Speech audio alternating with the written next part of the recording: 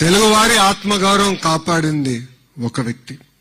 మీసం తిప్పి తెలుగువాడి సత్తా ఏంటో ఢిల్లీకి చూపించిన ఒక వ్యక్తి.